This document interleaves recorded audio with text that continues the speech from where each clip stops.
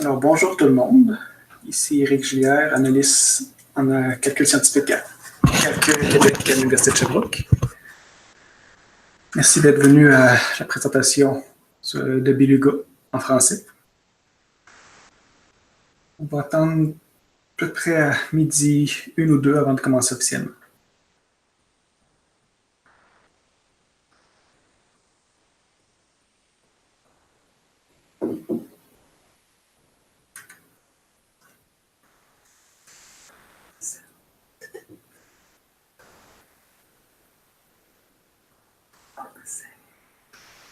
Parce qu'elle est reçue pas sous l'invitation, peut-être.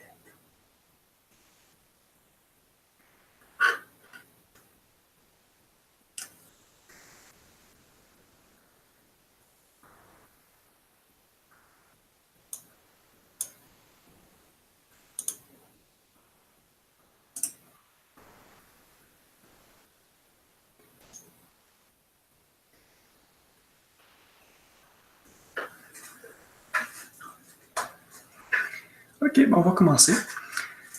Je vous inviterai à poser vos questions dans le chat. Cependant, je ne suis raisonnablement pas capable de voir le chat, alors j'espère que mon collègue Wizon qui est à côté de moi va être capable de régler ça pendant la discussion. Et si je ne suis pas capable de voir vos questions durant la présentation, vous pourriez les poser par après à Support à Calcul Québec. Mais c'est seulement si on n'a pas réussi à régler le chat durant la présentation. Donc, Beluga, c'est notre nouvel serveur de calcul à Calcul Québec qui est actif depuis la semaine dernière, que vous avez accès. Calcul Québec est financé, entre autres, par les grosses universités du Québec que vous voyez ici. Alors, pour mettre la grappe Beluga en production, c'était un processus plutôt long. Alors, en date, la sélection du site, donc on a confirmé qu'on pouvait recevoir un nouveau serveur de calcul à McGill en juin 2017. L'appel d'offres a pris quelques mois à construire, donc en avril 2018, on a fait notre appel d'offres. Et c'est seulement l'été dernier qu'on a fait notre commande. Cet hiver, on a fait l'installation. Ce qui a été plutôt long, ce sont les tests d'acceptation par le vendeur. Donc, une fois que le vendeur a construit la machine, il devait faire passer des tests pour vérifier qu'elle était en bon état. Et ça en a pris plusieurs mois pour ça. Donc, la machine était en bêta depuis le mois dernier et depuis la semaine dernière, elle était accessible à tous les usagers de Calcul Canada. Donc, notre appel d'offres, on a fait un design plutôt libre. On a laissé aux vendeurs le choix des types de processeurs, soit entre AMD EPYC ou soit entre Intel Skylake. On a demandé un mix de nœuds à petite mémoire et à moyenne mémoire, au ratio de le quart petite mémoire. On a aussi demandé quelques nœuds à très haute mémoire, mais vive. On a fait aussi une demande de GPU avec autant de GPU que de nœuds de calcul CPU.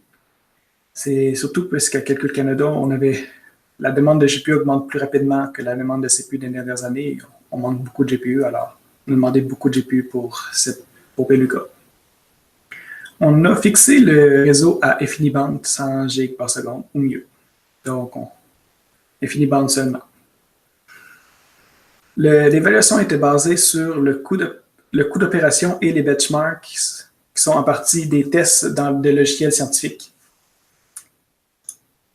Alors, on a choisi 8 benchmarks, 4 pour les CPU, 4 pour les GPU. Pour les CPU, on avait Stream, qui teste la mémoire, la bande passante de la mémoire. HPL, si vous pensez au top 500, c'est le HPL, c'est la puissance de CPU pure. NAMD, qui est un programme de biochimie et de simulation en chimie, à ce que je comprends. Donc, un programme réel. Et puis NAS, qui est un mélange de plusieurs petits micro-benchmarks. Les tests de GPU, ce sont tous des tests de programme réel. Alors, on a l'AMD avec un GPU, l'AMD avec N GPU, donc 4, puisque nous avons 4 GPU par nœud. Nous avons Torch et TensorFlow, qui sont des intelligences artificielles.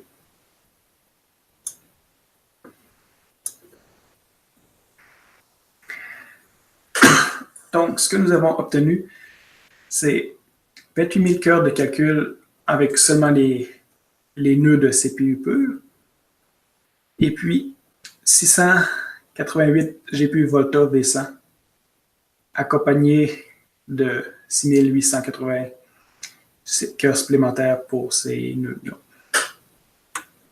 Nous avons un réseau InfiniBand à 100 GB par seconde, avec un facteur bloquant de 5 pour 1, ce qui veut dire tous les nœuds de calcul ne sont pas connectés directement aux autres nœuds de calcul comme Niagara, mais on est entre îlots. Puisque c'est un GP, c'est suffisant. Nous avons autour de presque 12 pétas d'espace disque et puis 70 pétas de storage sur bande magnétique.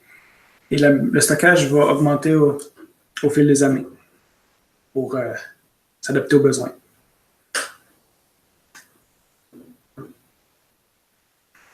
Donc, ce que nous avons, c'est 172 petits nœuds. Pour un petit nœud, nous avons 96 GB de RAM. Donc, ce sont des nœuds à 40 cœurs, 40 CPU par nœud de calcul. Et ce que nous avons, ce sont des Intel Gold 6148 Skylake. Donc à 2.4 GHz. Et nous avons un SSD sur chacun des nœuds de calcul pour le local scratch qui est accessible par Slurm TMD. Donc, c'est ça. Nous avons 3 fois plus de nœuds normales à 192 GB pour 40 CPU, avec les mêmes CPU que les petits nœuds. Nous avons les mêmes CPU partout. Et nous avons 12 nœuds larges à 768 GB. Nous avons en plus 172 GPU, donc au nœud GPU. Et donc autant de GPU, puisque nous avons 4 GPU par nœud GPU, que de nœuds de CPU. Donc, chaque nœud GPU a 40 cœurs, 192 GB de RAM. Mais en plus, nous avons 4 V100, 4 NVIDIA V100 à 16 GB de RAM GPU. Et nous avons aussi les nœuds GPU ont 1.6 Tera de SSD. Donc le SSD est plus gros sur les nœuds GPU.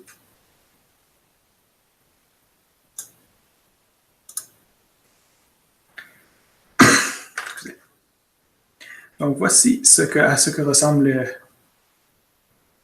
les nœuds GPU que nous avons. Comme vous voyez que je n'ai pas mentionné, nous avons des Dell. Alors, la topologie des nœuds, c'est nos nœuds GPU sont connectés de façon à ce que les GPU entre eux sont connectés avec NVLink, qui est une connexion plus rapide entre GPU, mais que nos 4 GPU sont connectés ensemble, mais à un seul des CPU. Donc, le passage de la mémoire entre CPU et GPU est raisonnable, mais est vraiment très rapide entre GPU. Donc, si vous avez des programmes qui utilisent plusieurs GPU, vous pouvez en profiter avec cette topologie-là. Donc, les NVIDIA Volta, ce sont des GPU récents d'NVIDIA qui sont optimisés pour l'intelligence artificielle. Donc, ils sont très puissants en single precision et en tenseur, comme vous voyez ici.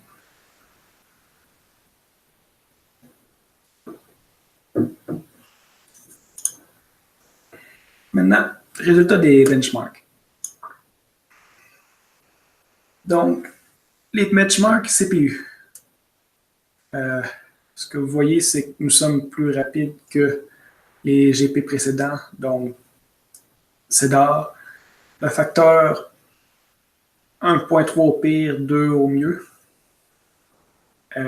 Beluga est 2 ans plus tôt, donc c'est l'évolution dans les 2 années. Donc, ce qu'on voit aussi, c'est que selon votre programme, le changement, l'application peut varier énormément. Ce qui est plus intéressant, c'est les comparaisons avec les GPU. En chimie moléculaire, NAMD, l'accélération est bonne, c'est un x2. En 2 ans, c'est une augmentation de performance assez bonne. Cependant, ce qu'on voit, c'est que pour TensorFlow, on a presque un x8. Donc, les V100 étant des GPU vraiment optimisés pour l'intelligence artificielle, TensorFlow est vraiment plus efficace sur Beluga que sur les anciens serveurs.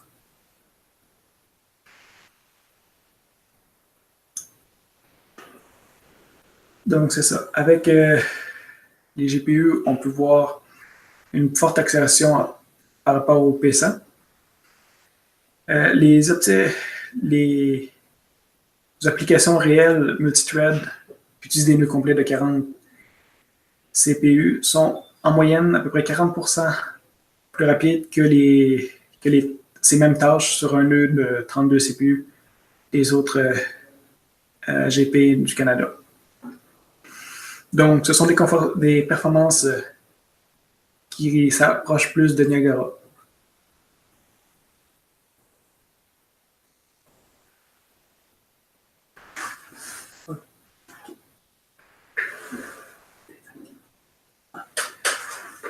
Là, il semble qu'on n'est pas capable de voir le bavardage en ligne. Alors, malheureusement, les questions devront être faites par courriel. Voilà, fin. Oui, c'est donc, désolé pour ce problème technique. Donc, je vais continuer.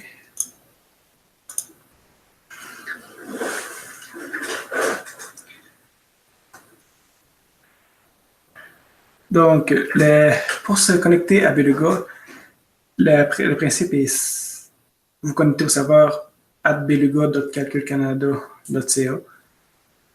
Beluga.calculquebec.ca devrait aussi marcher. Nous avons un point de chute Globus. Et la structure elle-même est très semblable aux autres serveurs du Québec, que ce soit CédarGram, AutoGP. Donc, vous avez votre home, vous avez un project par groupe de recherche et vous avez Scratch, qui sont tous disponibles de votre home. Les modules sont très similaires aux modules de CedarGram. Et puis, l'ordonnanceur, nous utilisons partout Slurm et les politiques sont similaires. Je vais rentrer plus en détail dans les prochaines slides.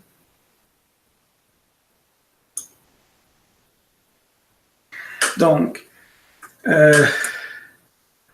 le gros changement dans les modules, c'est que les CPU étant plus récents, ils ont accès à des nouvelles instructions, donc la VX512, ce qui permet d'optimiser mieux certains programmes.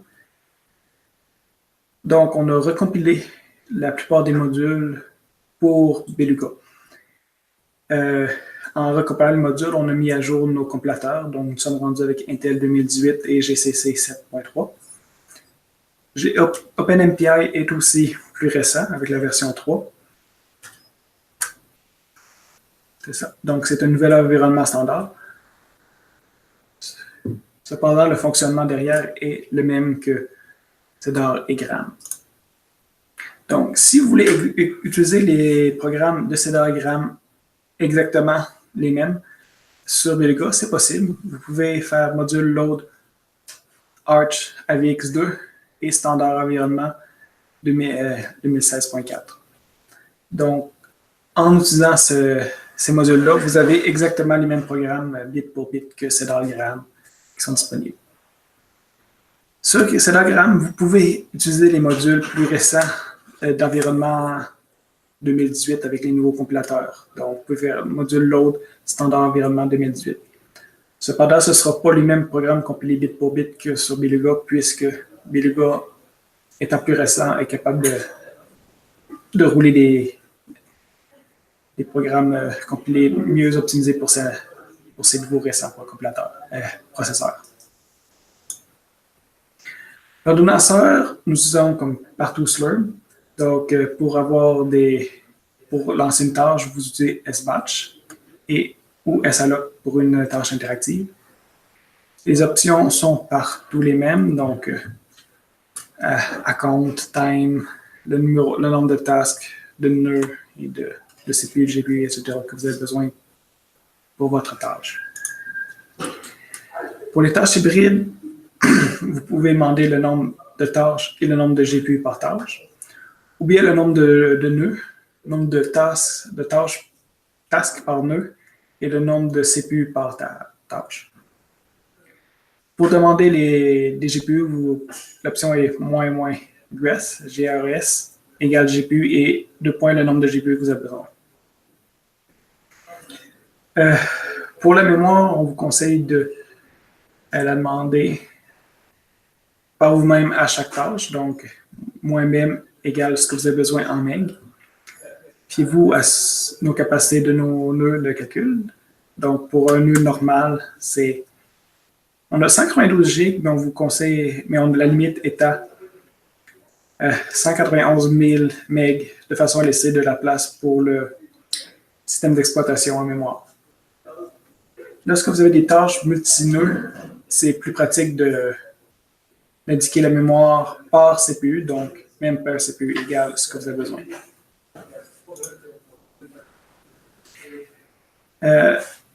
L'ordonnanceur est comme Célogramme, mais nous avons choisi de mettre la limite à 7 jours pour les tâches.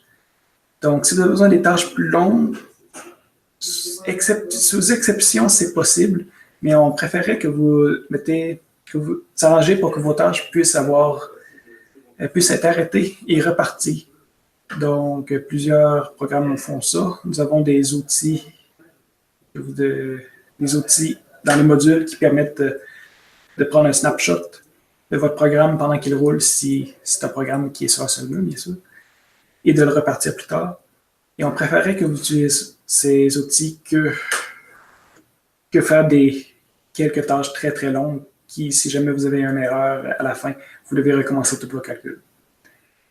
Comme Célogramme, nous limitons les tâches par usager qui sont à la fois soit en train de rouler ou en queue à 1000. Donc, si vous avez beaucoup de petites tâches, on vous recommande de soit les regrouper en tâches plus moyennes et grosses, ou d'attendre que certaines de vos tâches finissent avant d'en soumettre d'autres.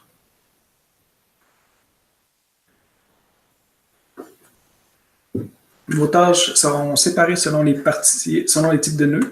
Donc, les tâches pour les petits nœuds et les nœuds de base seront dans une même partie, donc dans une même file d'attente. Les tâches de nœuds larges seront dans une file d'attente à part et les tâches GPU seront dans une troisième file d'attente. Donc, nous avons présentement 3 partitions, mais on va s'adapter avec l'utilisation et les problèmes qu'on a sur Beluga. Donc, pour suivre vos tâches et regarder comment elles avancent, vous avez l'option de SQ. SQ-U, votre nom d'usager, -T pour le type. Running va imprimer toutes vos tâches qui sont présentement en train de rouler. Et pendings vont imprimer vos tâches en attente et vous pouvez avoir plus de détails sur vos tâches si vous faites S-Control, Show, Job, -D et votre -DD et votre numéro de tâche. C'est toujours possible d'indiquer comme option que vous pouvez recevoir un courriel quand votre tâche commence et finit si jamais votre tâche est en attente longtemps et vous voulez être capable de suivre sans être tous les jours sur se connecter sur le serveur.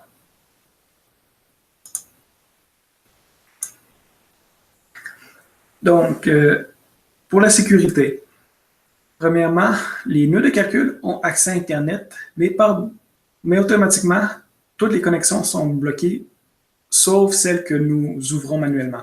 Donc, si vous avez besoin, à partir d'un nœud de calcul, d'accès à une licence, vous devez nous contacter pour nous demander d'ouvrir justement le port pour que vous ayez accès à votre licence. Sinon, toutes les connexions Internet seront refusées. Nos disques sont encryptés. C'est ça, tout est encrypté sur nos serveurs. Mais l'encryption n'a pas d'effet sur la vitesse de lecture et d'écriture des disques, puisque nos disques sont plus lents que les CPU qui font l'encryption et l'encryption au début et à la fin. Donc, ça ne devrait pas causer des problèmes, ça devrait être tout à fait impossible pour tous les usagers normaux. Donc, pour le système de stockage, les données sont en partie sur disque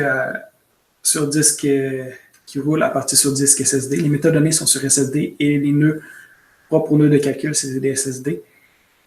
Nous avons une redondance sur tous nos nœuds. La redondance est 3 fois sur Home, donc c'est la plus sûre. Mais nous avons aussi une redondance sur Scratch et Project, quand même raisonnable. Nous utilisons le Lustre pour Scratch et Project, probablement Home aussi. Et tout est compressé par le project est compressé par défaut. Donc, si vous avez un fichier d'une certaine taille que vous copiez sur Beluga, ce projet, il devrait normalement être plus petit puisque on compresse et décompresse automatiquement le fichier. Normalement, la compression et décompression devraient être plutôt invisibles pour vous, à l'exception que vous avez un quota maximum d'utilisation sur projet et ça devrait être plus facile de rester dans votre quota avec la compression. Donc, la compression moyenne que nous observons, c'est à peu près 1.4. Ça va varier selon le fichier. Certains fichiers non compressibles pourraient être à 1 et certains fichiers texte qui sont facilement compressibles pourraient être beaucoup plus petits. Ce que nous observons de bande passante, projet, nous avons autour de 60-50 lecture-écriture. Sur Scratch, nous sommes autour de 20. Et sur Home, l'écriture est à 7, mais la lecture est à 25-26. Ce qui se passe, c'est que sur Home, puisqu'on a 3 copies indépendantes, et c'est pour possiblement aussi la catch, la lecture est plus rapide. Nous avons des plans pour avoir de l'info nuagique, un cloud à McGill, attaché à Beluga. Cependant, pour l'instant, ce n'est pas encore online, là, ce n'est pas prêt. Le support technique pour Beluga est le même support que pour tous les autres serveurs, c'est distribué. Donc, la documentation est sur doc.computercanada.ca. Le support, c'est support à calculcanada.ca ou bien beluga.calculcanada.ca. Nous avons de la documentation sur le wiki, donc sur doc.computercanada.ca. Alors, je vous remercie d'être venu et d'avoir assisté. Je pense qu'on n'a pas encore réussi.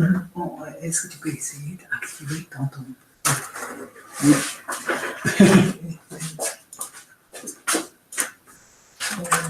Peut-être il n'est pas sur le mode, peut-être s'arrêter.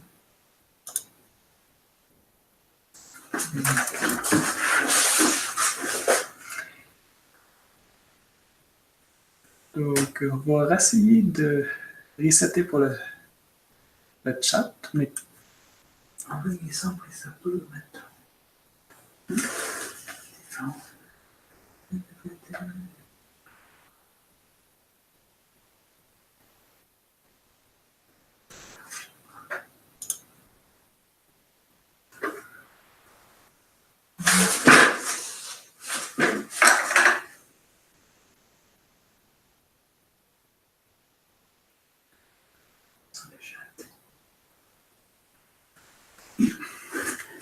Alors, malheureusement, nous ne sommes pas capables de faire fonctionner le chat, alors bon dîner à tous. J'espère que ça a été utile. Vous pourrez poser des questions, ce soit sur support Calcul Québec, Calcul Canada.ca. Et merci d'être venu.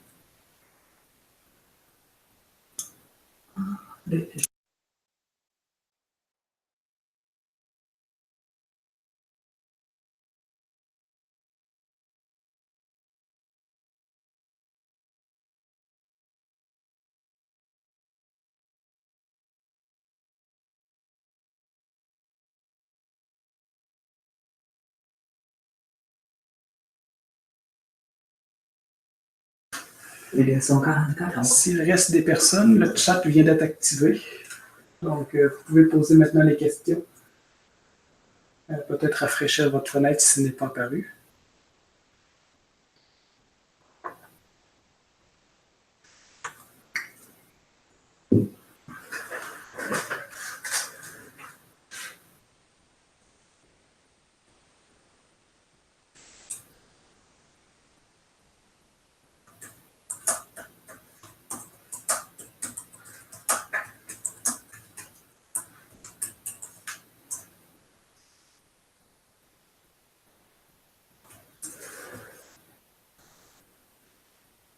C'est 60 secondes de ralenti. Oui, c'est peut-être pas en activant ça que le chat est apparu. Ok, première question. Différentes files d'attente selon le wait time, les limites de chaque file. Aussi, si oui, est-ce qu'on peut connaître les limites de chaque file? Non, c'est switch automatiquement. Sur Bellica, je ne suis pas certain pour les files d'attente, mais sur les autres serveurs, les partitions sont séparées selon votre wait time. Cependant, vous faites quand même compétition pour les mêmes ressources. Et donc, même si c'est considéré dans des partitions indépendantes, vous faites compétition les uns avec les autres, alors au final, ça a très peu d'effet. L'avantage, si vous faites des plus petites tâches, ce que vous avez comme avantage, c'est pouvoir passer dans les trous laissés entre deux grandes tâches. Mais autre que ça, vous n'avez pas une priorité plus grande parce que vous avez une petite tâche en soi. C'est plus s'il y a quelqu'un qui veut utiliser 200 GPU, il faut libérer les nœuds. Et pour libérer les nœuds, il y a toujours un temps entre les 200 soient libres en même temps et puis la fin des 5 tâches, que les 200 se libèrent et s'il y a des trous là-dedans, les petites tâches peuvent rentrer là. Donc, c'est ça. J'espère que ça répond à votre question.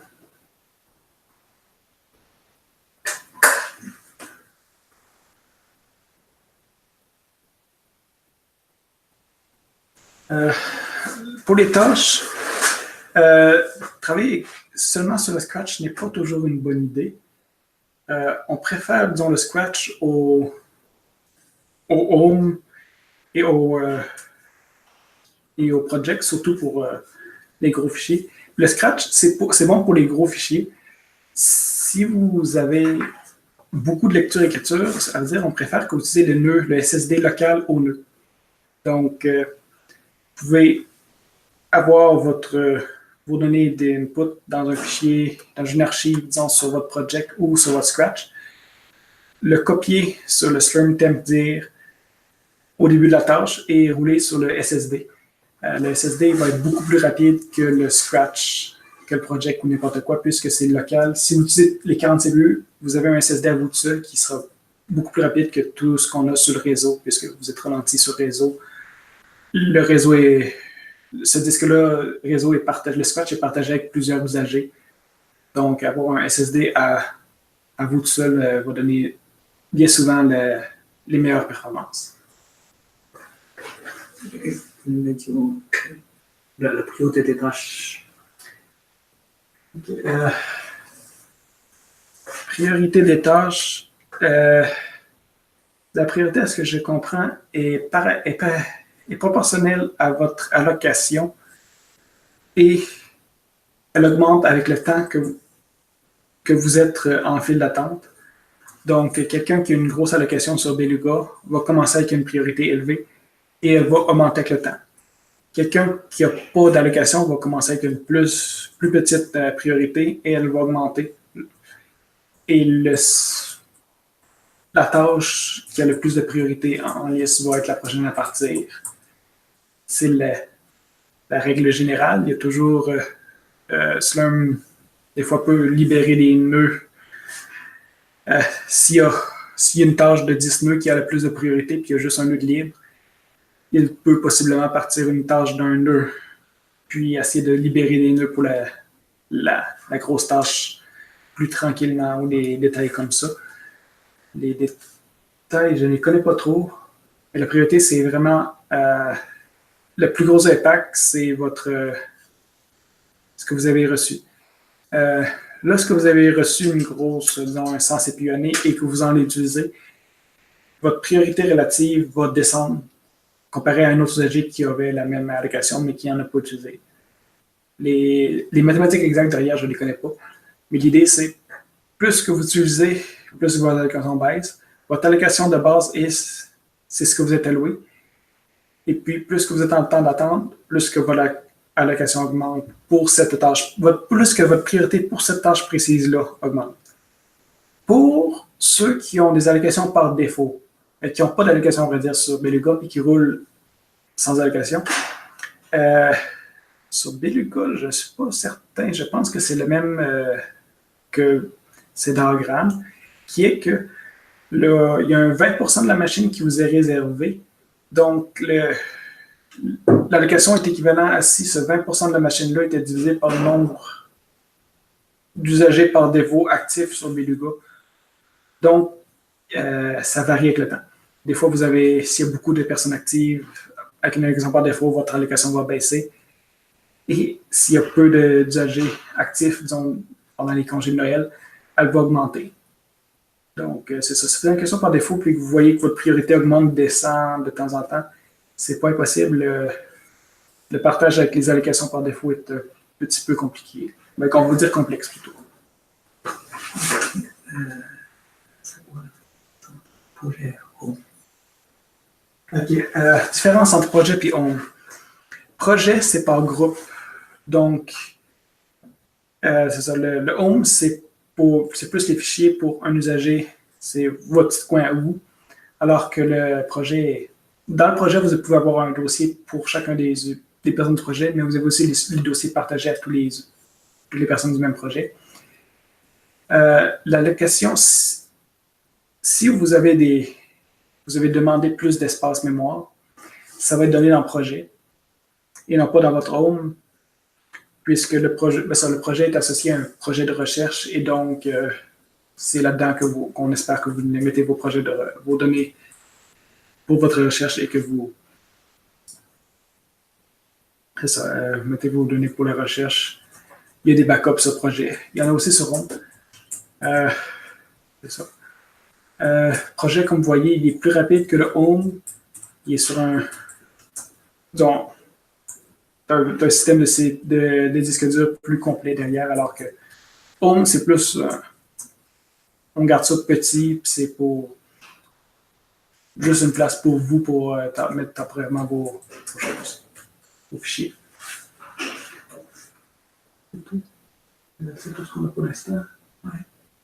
Je vais tourner un petit temps.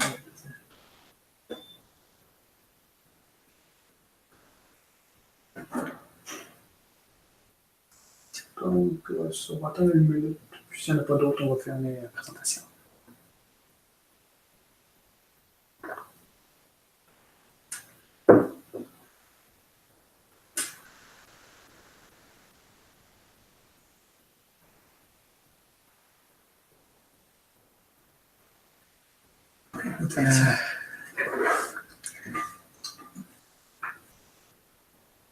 Il doit y avoir une façon de se connaître votre utilisation, mais j'en suis pas certain.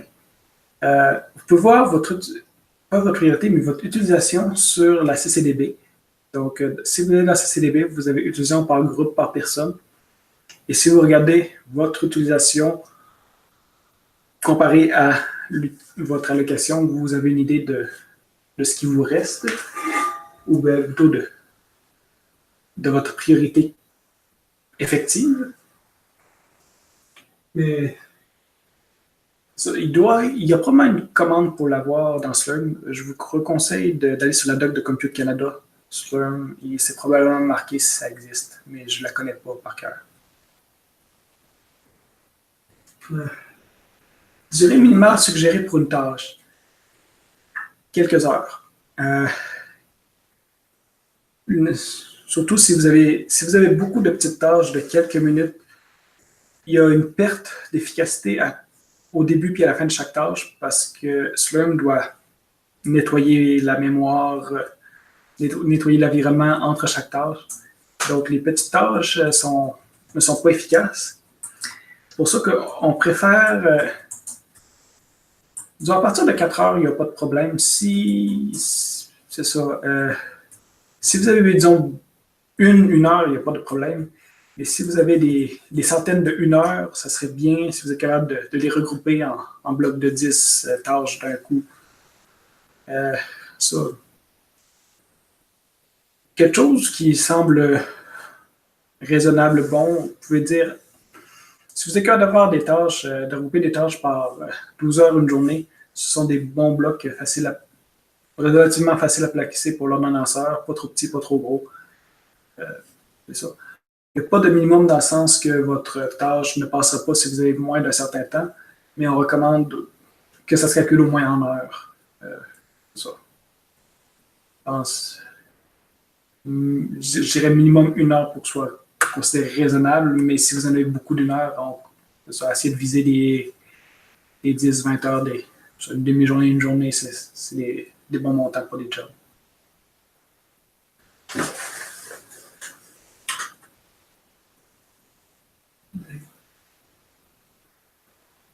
Peut-on utiliser le stockage local pour des tâches à plus d'un nœud? Ça devrait être possible, mais le stockage local, étant local au nœud, c'est pas toutes les... Disons, si vous êtes sur MPI, normalement, il y a un processus 0. Et puis, si le processus 0 est toujours celui qui lit et qui écrit sur le disque local, ça devrait marcher. Si chacun des processus veulent avoir accès à ce que les autres processus écrivent sur le disque, dans ce cas-là, les disques locaux ne marcheront pas. Alors, considérez que chaque processus MPI devrait être capable d'avoir accès à un disque local, toujours le même, mais il ne peut pas nécessairement voir ce que les autres processus MPI font. Sur certains serveurs, ils peuvent voir des disques locaux parallèles en option, mais je n'en ai pas vu parler sur Beluga. Donc, considérez ça que chacun de tes processus voit son propre disque local et peut l'utiliser, mais ne voit pas les disques, peut ou peut ne pas voir les fichiers des autres processus. Alors, faites juste attention que votre programme en soit au courant et puis que c'est ça, qu'il soit programmé de façon à l'utiliser correctement.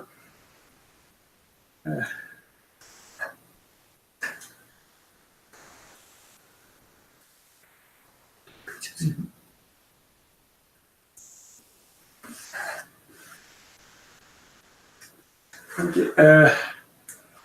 Si vous avez besoin d'un service web HTTP sur les nœuds de calcul, physiquement, technologiquement, c'est pas impossible. Pratiquement, je ne sais pas si c'est quelque chose qu'on veut encourager. Si vous avez une bonne raison pour votre recherche, envoyez votre cas sur beluga@computecanada.ca. Si c'est pour de la recherche et c'est valide, c'est possible qu'on puisse vous l'accepter. C'est ça, il faut en parler à l'équipe de la réseautique et sécurité, etc. Mais techniquement, je ne pense pas que c'était possible. Donc, c'est juste la question de sécurité. Qu'est-ce qu'on veut ouvrir et qu'est-ce qu'on ne veut ne pas ouvrir. Donc, contactez ça, le support. On va vous rediriger vers l'équipe qui s'occupe de ça, des pare-feux. Ça pourrait négocier avec ces personnes.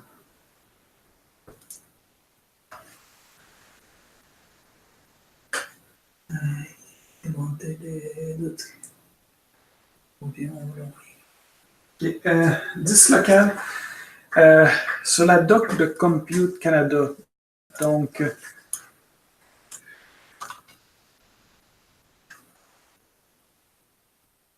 je vais essayer de m'ouvrir une autre fenêtre pour ça.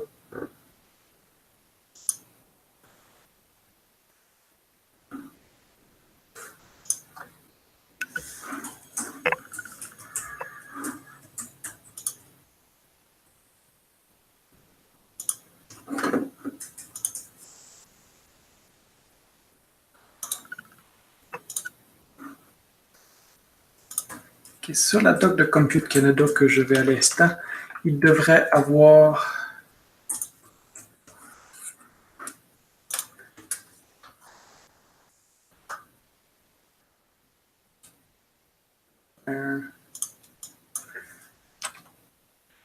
sur la doc de Compute Canada, Slurp,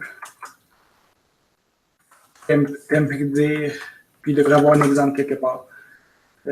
Rapidement, sans préparation, ça va être, je ne le trouverai pas à l'instant. Et c'est ça, il y a un exemple quelque part, c'est expliqué.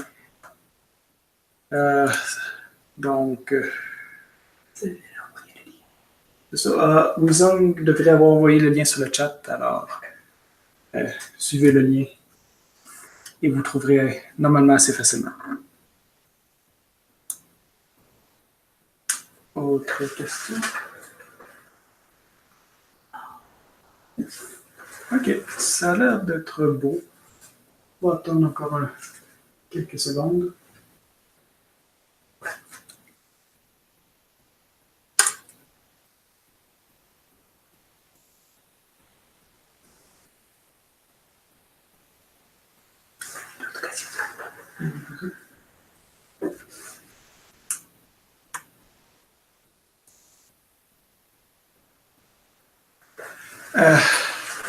Les quotas d'utilisation du disque local, je ne suis pas au courant. Je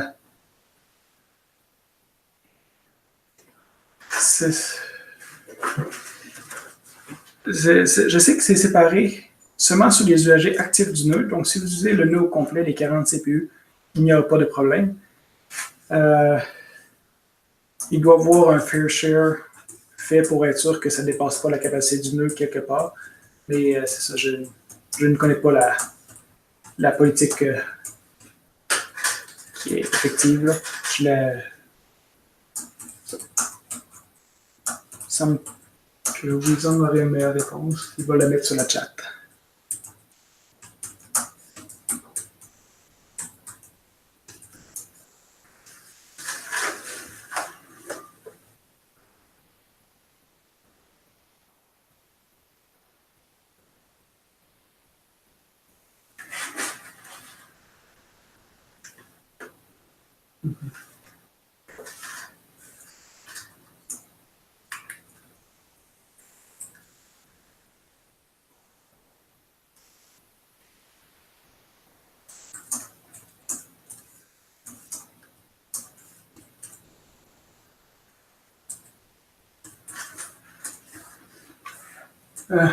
Oui, la vidéo devrait être sur le YouTube de Calcul Québec, disponible dans le futur. Donc, vous pourrez revoir la vidéo. Et je pense que la présentation sera aussi disponible publiquement bientôt.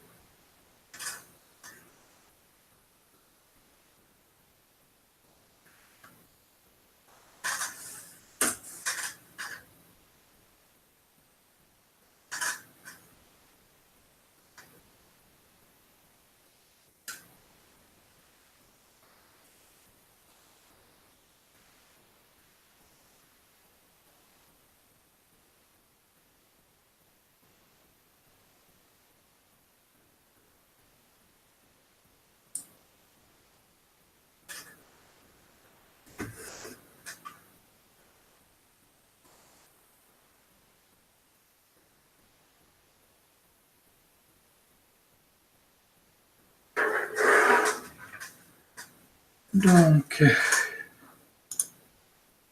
il semble plus avoir de questions. Alors, merci tout le monde d'être venu.